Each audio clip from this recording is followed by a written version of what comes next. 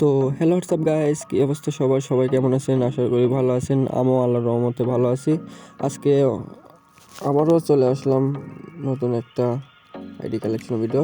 আইডিতে লেভেল থাকবে 71 লেভেল। হ্যাঁ, বাল্ডিন আছে 115টা, হেড কালেকশন আছে 116টা, মাস্ক কালেকশন আছে 40টা, ভোল কালেকশন আছে হচ্ছে 203টা।